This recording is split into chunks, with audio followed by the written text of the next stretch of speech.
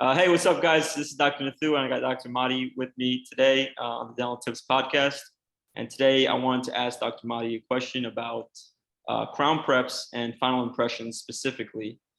And I was wondering, because a lot of times some dentists, they don't use cord when they take final impressions, and some dentists Yeah. do. Some dentists have different impression materials they want to use, like light body with a bite wedge or light body with a heavy body. Yeah. What are your thoughts on how do you take impressions when you do crown I preps? think the biggest thing is so like Jack Welch, Six Sigma. It's like he made that business idea popular. It's basically like don't make mistakes because they just compound and come back. You know, you have to redo something. Then they tell their friends or their husband, and then there's like a weird energy. It's so like you want to get that to like zero. Like I think Six Sigma, it's like six mistakes in a million or a billion. I forget what it is, but it's like extremely, extremely low. So Okay. with that mindset, you basically just you want to do whatever you need to get a perfect impression. Okay. So I mean, it depends a lot on the patient's gum tissue if it's healthy. So it could be for me, it could be no cord, it could be no Expacil, no gel, no nothing. It could be Expacil, it could be cord and Expacil, it could be two cords. I'd say 99% of the time it's Expacil though. Okay. And really just anywhere it's bleeding. So I'm not like wasting too much of it, but because it is expensive. Cord is very cheap, and it's good in theory. I think when you're starting out, I think it's good to learn it, like a good two cord technique. It's good to be able to be comfortable with all of them. Yeah. And so those are the biggest factors. Got patient's gum tissue and where your prep is are probably the two biggest. Yeah. So like sub G preps with a lot of blood and stuff, like you would put that Expacil and Yeah, then you might need the kitchen sink, two cords and Expacil. right. Okay. Got Yeah, it. generally the first cord it can have hemodent. The second cord could just have water, but why not hemodent too? Because that's Yeah. gonna soak it. So usually put it in the hemodent and then blot it with gauze, or the assistant does, and Okay. then pack a 00 or a 0. That's pretty typical. And then I mean, the second cord, it's not going underneath. It's just pushing the tissue out and you're gonna pull it out. So it doesn't have to be the perfect size. You know, with the first cord, you want it to be the perfect size such that you can get it sub G and you're not gonna see any of it. And Right. you're gonna want to cut cut the excess off. And then the second cord goes in. It can be you want it to be big, not so ginormous that you can't even get it in the patient's gum, Yeah. but big enough that it's pushing the tissue out of the way. And then if Okay. you still have bleeding after that, I mean, the patient probably has terrible gum disease, because usually that will do the trick. Right. Two cords, but in severe cases, you can do Expacil on top of that. But Okay. typically, it's just Expacil for me. And if I So no cords.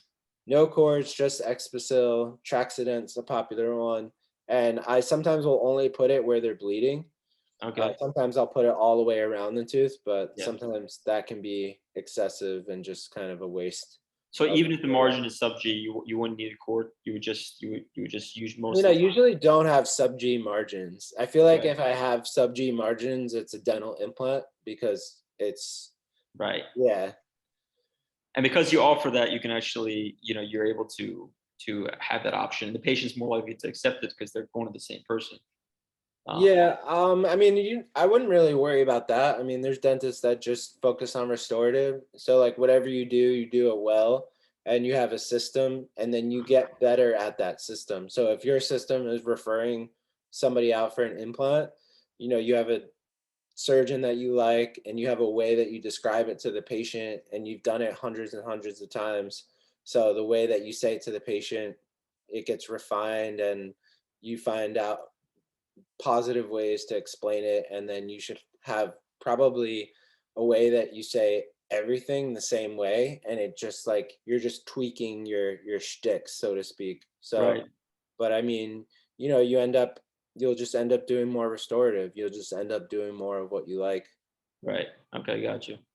Got you. Mhm. And as far as impression material goes, like, are you're taking light body, and you do heavy body, or do you do bite reg or So like I use iTero now, but I do with PVS. Yeah, I would do take the second cord out and then put the light body, something liquid, syringeable around it. okay. And the beauty of doing a two cord technique is that when you take out the top one, uh, the first one is still there, so there's no bleeding, so you kind of have time. Right. My father used to do one cord just because it was faster, Yeah. and as when I assisted him, I remember as I was pulling the cord out, he was chasing behind me with the Oh, no way. material. Oh, Yeah, cool. but bleeding would happen, and sometimes get um, it would mess up the impression. But Yeah. Impergum is the best classically. It's not a PVS. What is it? A polyether. Yeah. Polyether, So I right? It's think hard. those are like they have a little bit of like a hydrophilic aspect to it. Yeah. So supposedly, if there's blood, it'll still you know uh, it'll still make its way to the margin. I guess you could say. Yeah. Okay, cool. So that means you would use to pack cord more when you took light body impressions as opposed to the scanner. Yeah, yeah.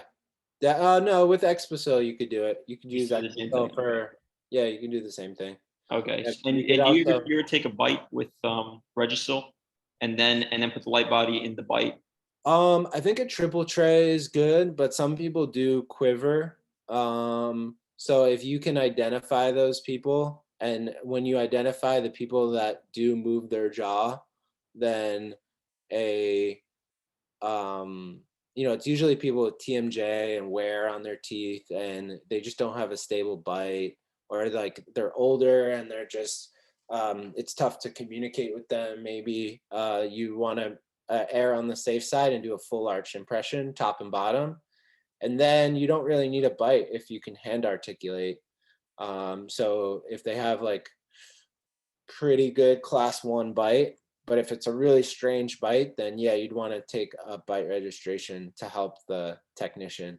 Okay. So when you're doing the final impression, right? You put the light body, then you take a full tray of heavy body and put it over it, or do you? So a putty, it's like a base and a catalyst, and Yeah. like two balls of Play-Doh, and you mix them together, or the Yeah. assistant does. So after you put the light body around the tooth, Yeah. uh, he or she can load the triple tray with the putty. Okay. And then they bite down on it. Yeah, the advantage of that is it doesn't drip. So like with a heavy body, something that's heavy body, it's more viscous, so maybe it won't go down the back of their throat. But with a putty, it's more of a guarantee that it's not gonna uh, be uncomfortable for the patient. So Okay. yeah, Got putty, and it's also a PVS. It's a similar material. So you want a system that kind of congeals, or you wouldn't use like a polyether light body and then a PVS putty, right. because it might not form like a single impression. Right. Um, yeah, so you just want to make sure your properties But are the same, don't right? cause some issue. Yeah. Okay, cool. And would you say scanner is better than like once you switch to scanner, there's been a I better. think so. Yeah, I mean, I think it's a no-brainer. Yeah, I mean, you can see, um, I mean, there's an argument for taking an analog impression is faster, because once the tray goes in, you can kind of like get up and go do something. But Right. the assistants can also do some of the scanning for you. I tend to do the prep and the arch that the crown is in, and let the assistant do the bite and the opposing. But obviously, it depends on who your assistant is and what their skill set is. They might do the whole thing for you. Yeah. Um, so you can almost argue that it doesn't take you any time. They can do the whole thing, and you can just show it to them. But I think it's you one of the things I like with iTero is you can see you can analyze the impression right away, and Okay. you can see like what your clearance is. Yeah. So I like to show the assistant. I like to look at it for myself. Mhm. If there's a part that I want to erase and do it over, I can. Yeah. And I don't have to take the whole thing. I can just kind of like erase a little section of just that tooth and then just scan. Yes. I remember. And then you can also see like show the assistant, here's the heat map, and oh, right on the lingual there's it's a little thinner, only 1.3, so you might want to just be careful when you're adjusting the occlusion for the temp. Right. And they can go like, oh, I have so much space here, you know, Yeah. and I think. they kind of know too, because I mean we know how we prepped, but Mhm. they're not really paying attention. I mean they Yeah. are, but they're, you know, when they're suctioning, they might not be able to tell like what's Yeah. what. Yeah. I mean a I good think that's the biggest thing with the scanners because we use scanners in school too, and like it was the same thing. Like you can really see the clearance really well, yeah. and you can see how much you have, like exactly. Hmm. So I think that's yeah, that is a really cool advantage because you don't have to like pour models and articulate it. Like with the obviously an impression, you would need to do that, but it does it Right. all for you in the machine. Yeah, and then there's less steps on the road to the crown. With an analog impression, the lab is gonna uh, I think they scan the impression. Oh, really? Yeah, I think they scan the impression, or they pour it up and then scan the dye or something like that. Oh, wow. But Okay. I mean, yeah, I mean, just going straight into the digital world with no statues and no impression material, you know, Yeah. there's less mistakes and less hands on the, um, you know, less hands touching the process. It's more direct, Yeah. and Exactly. then you know, if something gets lost, you can just send the file again. You have the file, but of course, you're introducing a whole nother set of issues too. You know, computers can have problems, so and Right. nothing's perfect, but I think overall it's better. Yeah, that makes sense. I didn't Mhm. know the lab scan. So do they lower the lab fees for you because of that? Like because they're doing less work? Yeah, you save on delivery charges, and I think there's maybe like some other savings. Okay, cool. Mhm, That's cool. Nice. mhm. Yeah, it's only one way of shipping. So would you say like let's say there's a new dentist who just opened his practice, right? Like essentially like someone listening to us maybe or someone out there. Would you advise just going straight to getting a scanner, or is there like some certain steps you want to be at before you buy a scanner? I think you could just go. You could probably just go straight to the scanner. I mean, it's probably good in like a school setting. Um, you know, in a music school, I think they still teach tape, like actually cutting the tape and splicing Okay. it together. I Okay. mean, that might be excessive, but I don't think you need to practice with PVS for like 5 years and then switch to scanner to. Okay. I mean, I think it's definitely good to have under your belt in case the technology goes down. Um, Yeah. Yeah. you know, or there might be like some cases that you just want to, for some reason, do it analog style. Hmm. I have a friend, I'm not sure why, but he thinks that uh, I didn't get a chance to ask him, but he said there's nothing like doing an analog implant impression. Okay. He has a scanner and he just prefers Okay. for some reason. Uh, Whatever works for everyone, right? I guess that's like the motto. But yeah, I mean, well, maybe it's something to do with the scan body, like how the scanner scans the scan body, and okay. then but or scan bodies are like too close to other teeth. Okay. I think scanners have trouble when objects are really, really close to each other. Right. Um, so could be something to do with the scan body technology. I'm not sure, and he might be wrong too. Yeah. Yeah. Exactly. Everybody has their thing that they like. Okay. Cool. All right. All right. Awesome. So I get that. We'll end with that. All Um, right. thanks for the tips.